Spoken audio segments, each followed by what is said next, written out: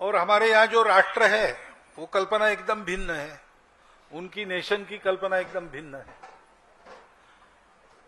तो हमारे राष्ट्र को क्या कहना उनके समझ में नहीं आया, तो उसके जैसा क्या है नेशन, तो नेशन बना दिया, तो नेशनलिज्म हो गया। अब हम अपने शब्दों को तो नहीं जानते, उनके शब्दों को जानते हैं, तो उन्होंने राष्ट्र को नेशन बना दिया, हम नेशन कहते हैं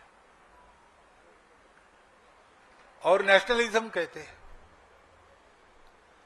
भाई हमारे यहां राष्ट्र ये बात का विषय है ही नहीं, अपना राष्ट्र है, प्राचीन काल से है, चल रहा है।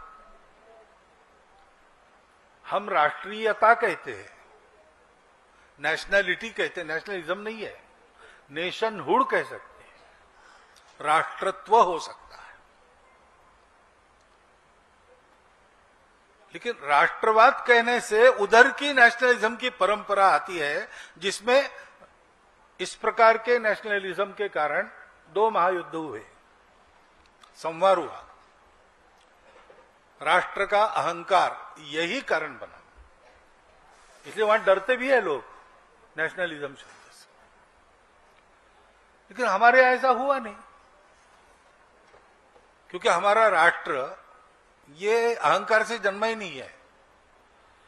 अहंकार के विसर्जन के बाद हमारा राष्ट्र जन्मा है। हमारे राष्ट्र की उत्पत्ति हुई जब ये बोधवाक्य एक सब में है, एक सब में है वाली प्रतीति जब हमारे लोगों को हुई, तो उन्होंने सोचा कि हम सब मिले हैं, जुड़े हैं, रिलेटेड है, हमको संघर्ष की आवश्यकता नहीं है, समन्वय करना है, प्रकृति के साथ भी समन्वय करके चलना है, और इससे शाश्वत सुख प्राप्त होता है जो दुनिया को अभी तक नहीं मिला।